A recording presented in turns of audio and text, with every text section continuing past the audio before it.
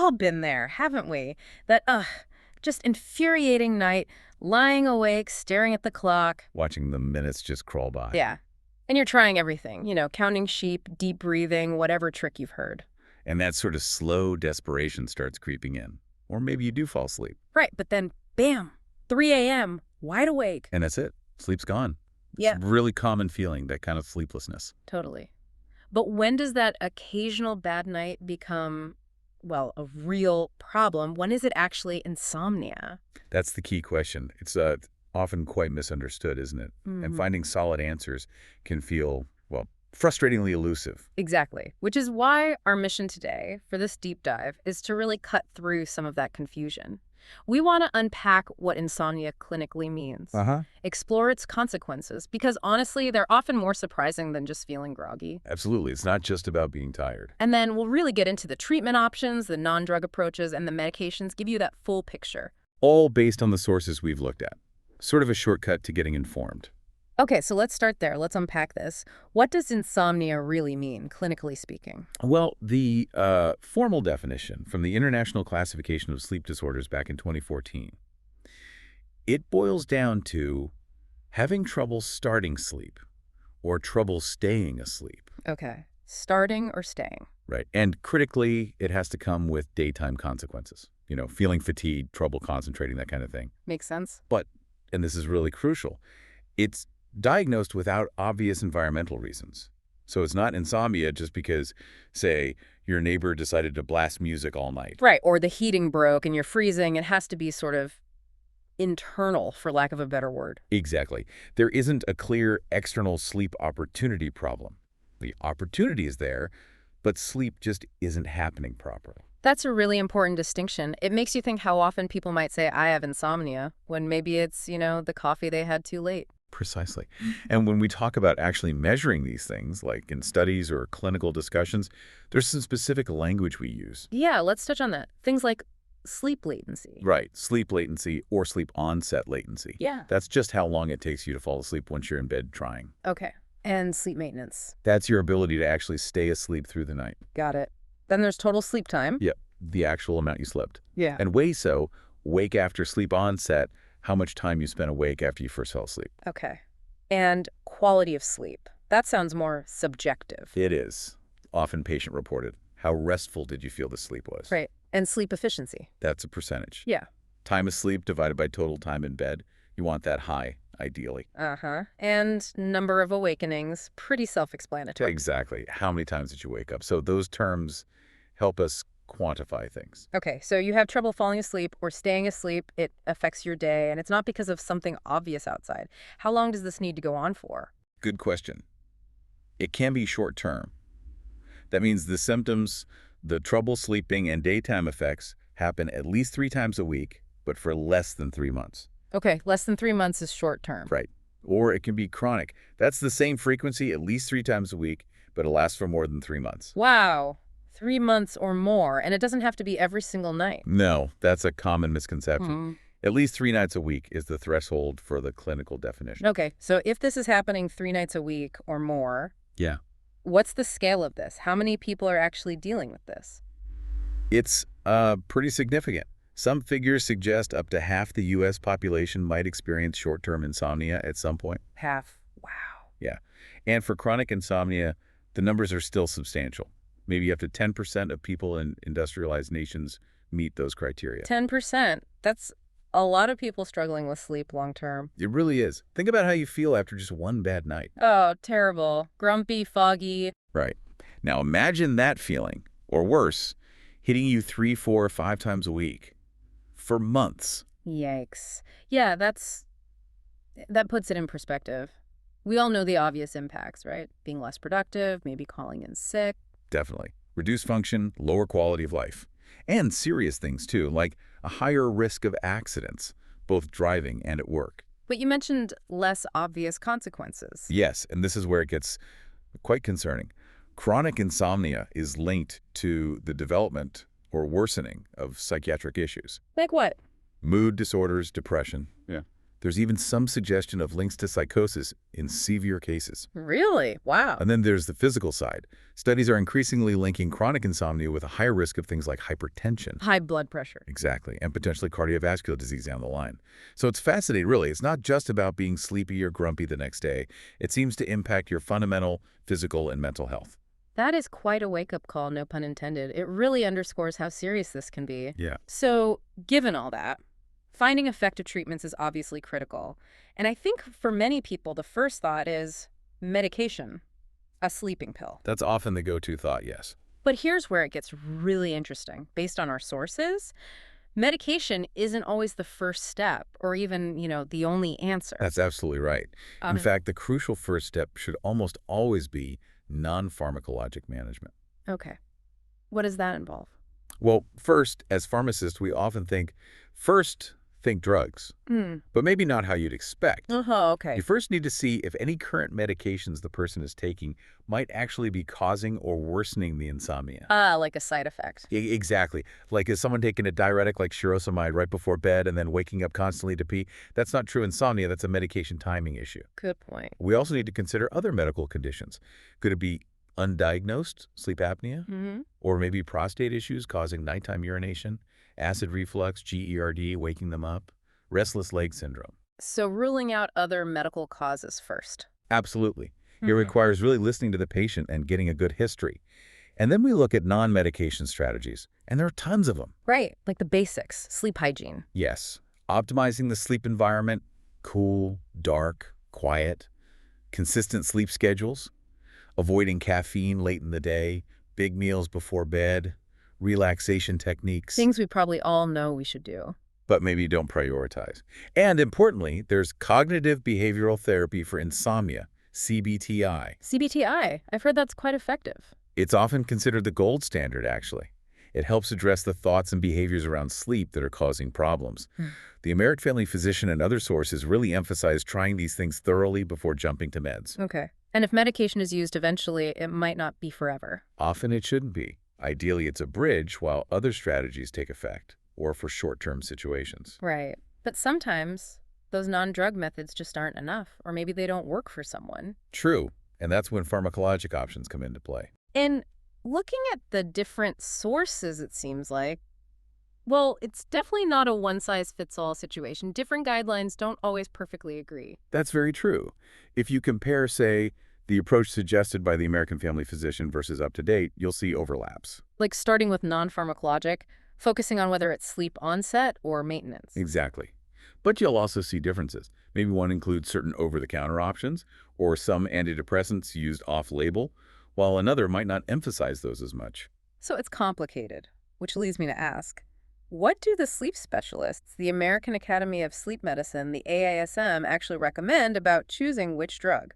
Well, the AASM's stance from their 2017 guideline is interesting. They basically say there isn't enough good head-to-head evidence comparing all the different drugs to definitively rank them. So they don't say drug X is always better than drug Y. No.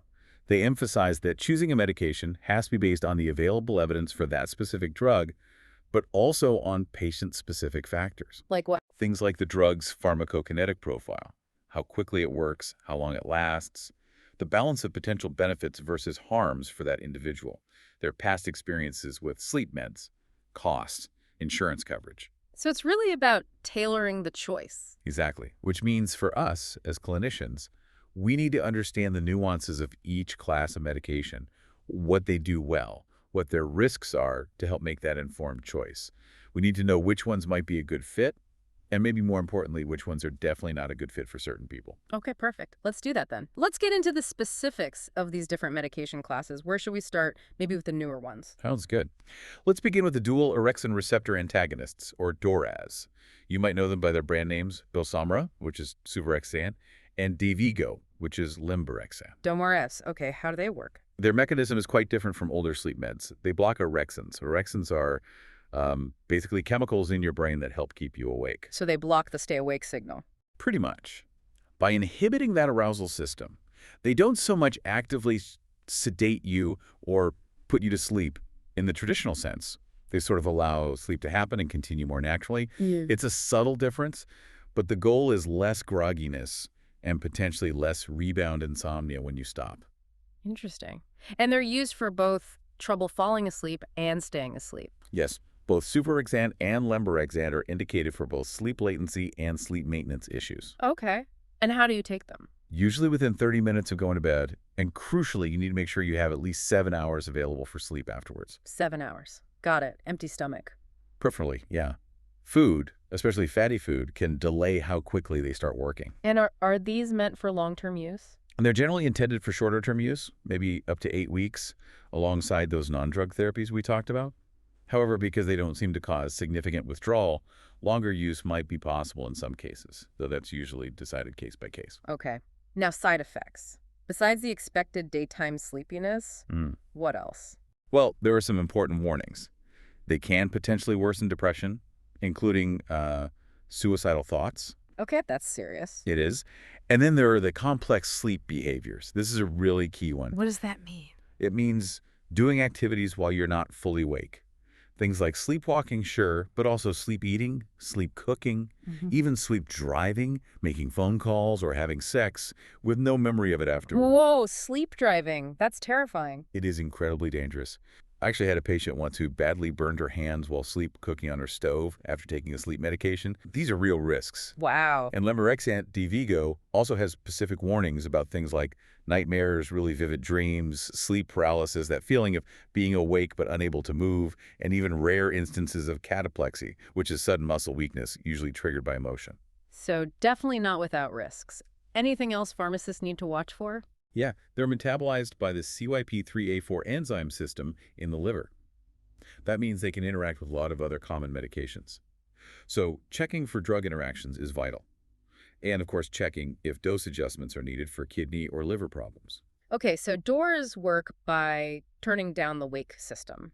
How does that compare to the older players like benzodiazepines, BZDs? Right, the benzos. For insomnia, the main ones approved are drugs like temazepam, trazolam, flurazepam. There are 5 in total. And their mechanism is different. Yeah, they work on the GABA system. Specifically, they bind to GABA-A receptors, which enhances the effects of GABA, your brain's main inhibitory neurotransmitter. Basically, they calm down brain activity to promote sleep. Okay. And are they used for onset or maintenance? It varies. Temazepam is often used for both. Coriazolum, being very short-acting, is mostly just for helping you fall asleep latency.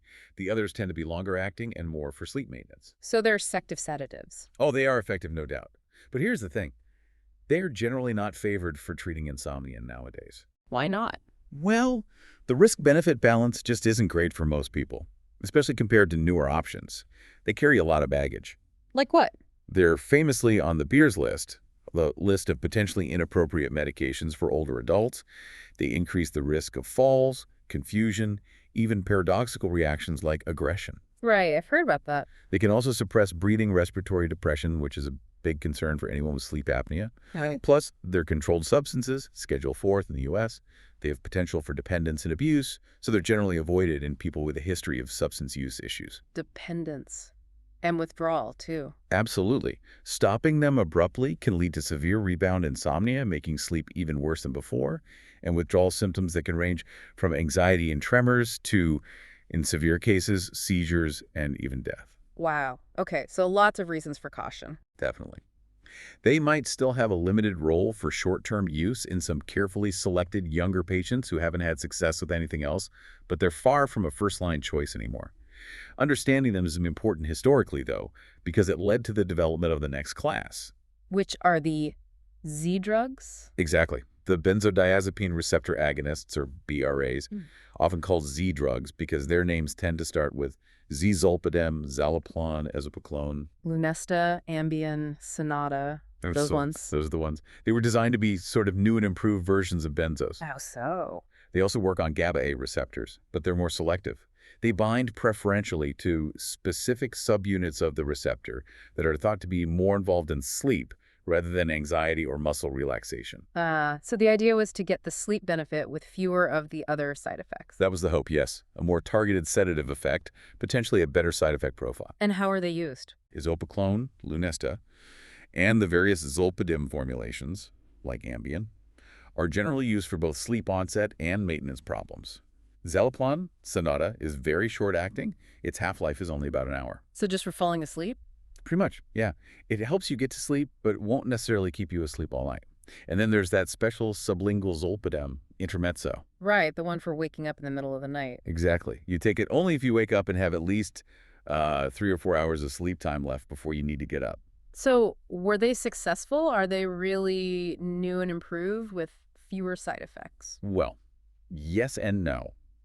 While they might be more selective than benzos, they still carry risks. Those complex sleep behaviors we talked about with DORAs, they can happen with Z drugs too, especially at higher doses. Sleep driving, sleep eating. Yep, still a concern. Also memory impairment, dizziness, headache, sometimes GI upset or even hallucinations. And because they can produce some euphoria or reduce anxiety, there's still a risk of dependence and abuse, though perhaps less than with traditional benzos for some people. So not a magic bullet either. Definitely not, but they are effective. Studies show they can, on average, roughly double the improvement in sleep latency compared to placebo. So they do work for many, but the risks need careful consideration. Okay. Let's move on to a completely different mechanism. Melatonin and its receptor agonists. First, just plain over-the-counter melatonin. Right. Melatonin is the natural hormone your pineal gland makes. Levels rise in the evening as it gets dark, peak in the middle of the night, and help regulate your internal body clock, your sleep-wake cycle. So taking it as a supplement is meant to mimic that. Essentially, yes. It can induce some fatigue and help signal to your body that it's nighttime. It tends to be better for improving sleep latency, helping you fall asleep, rather than sleep maintenance. And dosing. I feel like I see wildly different amounts on the bottles. You do. It's very variable. Anything from like 200 micrograms up to 10 or even 20 milligrams. But generally, the advice is to start low, maybe 3 milligrams or less. And importantly, for resetting your clock, it's often best taken several hours before your desired bedtime, not right when you hawk into bed. Several hours before, that's different from most sleep aids. Yeah, the idea is to augment your body's natural rise in melatonin. Okay. Any downsides to melatonin? Well, a key thing is more is not always better. Taking really high doses can sometimes backfire and actually worsen sleep or cause side effects like headaches, nightmares, or significant daytime drowsiness. Ugh. And the other big caveat, especially in the U.S., is that it's sold as a dietary supplement. That means it's not regulated by the FDA in the same way prescription drugs are. Meaning the label might not accurately reflect what's inside?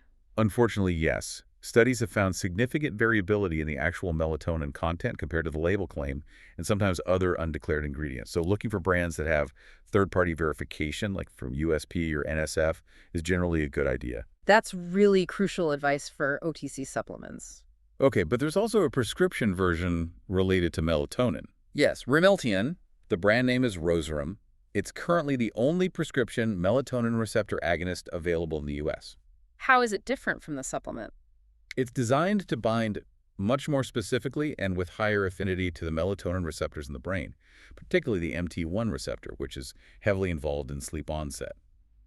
Because of this, you take it closer to bedtime, usually about 30 minutes before. Okay, still need to avoid high-fat meals with it. Yes, that can delay its absorption. What's the main advantage of Rimeltian? A really big one.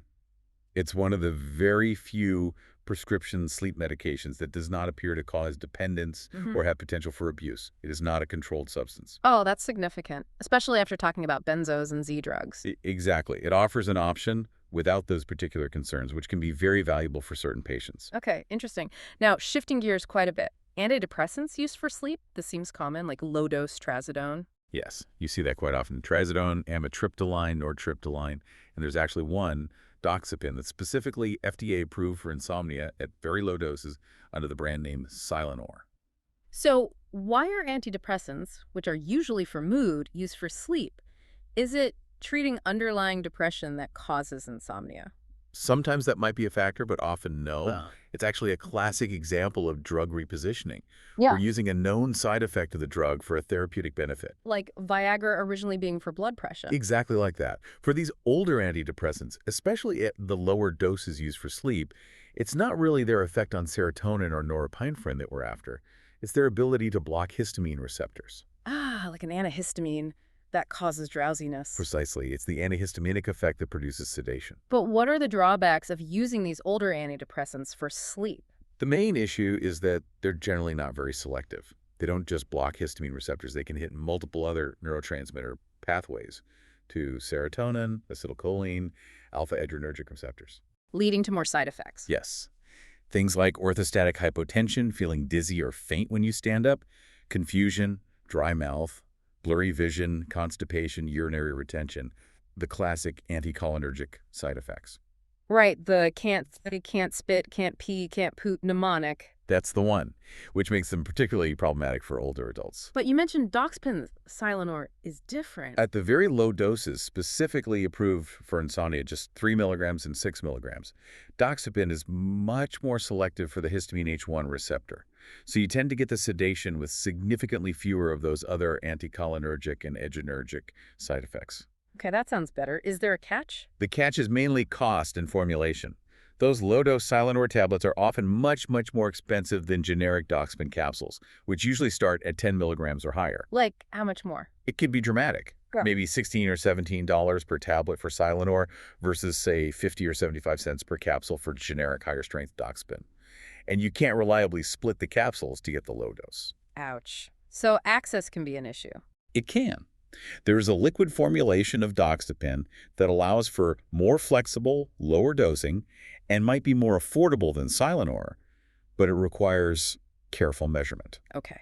That leads us naturally to actual antihistamines, like the ones you buy over the counter. Benadryl, the PM meds. Right. Diphenhydramine, which is Benadryl, and doxylamine, which is in things like Unisom sleep tabs. So the pros are obvious. They're cheap, easy to get, and yeah, they usually make you drowsy. They do. But what's the catch? Why aren't these generally recommended as a go-to for chronic insomnia? Let me guess. Anticholinergic effects again. You got it. These first-generation antihistamines are significantly anticholinergic. All those side effects we just mentioned, dry mouth, constipation, urinary retention, blurry vision, and importantly, confusion, especially in older adults. So they're also on the beers list. They are indeed. Definitely ones to be cautious with in the elderly. They can also increase pressure inside the eye, so they should be avoided in people with certain types of glaucoma. And do they always work? I feel like sometimes Benadryl makes me feel weird, not sleepy. That can happen too. Some people have a paradoxical reaction. They get jittery or hyper instead of sleepy. It might be due to how quickly they metabolize it. So just because they're OTC doesn't mean they're harmless or suitable for everyone. Good point. Any specific group who might benefit? One group where they are sometimes considered relatively safe is pregnant women. Diphenhydramine and doxylamine haven't been strongly linked to birth defects, so they're sometimes used cautiously for sleep issues during pregnancy when other options might be riskier. Okay, that's useful to know. And just quickly, are there any other medication types sometimes used? Briefly, yes. You might occasionally see certain antipsychotics or anticonvulsants or even blood pressure meds like clonidine used off-label because sedation is a side effect. However, this is generally only done if the patient already has another primary reason to be on that medication. So you wouldn't start an antipsychotic just for insomnia? Absolutely not. The risks would far outweigh the benefits unless they also had, say, bipolar disorder or schizophrenia that the drug was treating. Got it. Okay, wow. That's a lot of different options, each with its own profile of benefits and risks. It really is a complex landscape. So pulling it all together, what does this mean for someone trying to figure out the right path for treating their insomnia? How do you navigate all this? Well, as the ASM pointed out, there isn't one single universally agreed upon algorithm that perfectly leverages every single one of these options in a ranked order. Right. But the guiding principles are clear. The choice really needs to be individualized based on several key factors we've touched on. Like, what specific sleep problem is the medication best suited for? Is it helping you fall asleep faster? Latency. Stay asleep longer? Maintenance. Improving total sleep time. Reducing wakefulness during the night? WSO. Yeah. Enhancing sleep efficiency. Or improving that subjective quality of sleep. Okay, targeting the specific issue. Exactly. Then you have practical considerations. Cost, insurance coverage, ease of access. Then the potential for dependence or abuse. Is this a controlled substance? Does the patient have a history that makes this risky? And finally, maybe most importantly, the overall adverse effect profile. What are the potential side effects, and how likely are they to affect this particular patient, considering their age, other medical conditions, and other medications? It really hammers home that message. It's a personalized journey. It absolutely is. It's about understanding the nuances, trying non-drug strategies first and foremost, and then, if medication is needed, carefully weighing the pros and cons of each option to find the best fit for that individual. It's definitely not about just reaching for the strongest pill. Not at all. It's about finding the right approach, combining strategies, and always keeping that balance of benefit versus harm in mind. Well, this has been incredibly illuminating. It really highlights how complex insomnia is, but also that there are many different avenues for help. Considering how profoundly chronic insomnia can affect not just our day-to-day lives, but our long-term physical and mental health, it makes me wonder, what responsibility do we have, maybe as a society, to destigmatize sleep problems and really prioritize sleep health more? That's a really provocative thought to end on. How do we shift the culture around sleep? Yeah, something for all of us, especially you listening, to think about. Maybe reflect on your own sleep habits, or if you know someone struggling, encourage them to seek help and explore these options. Perhaps think about which approaches we discussed today resonated most with your understanding of sleep challenges.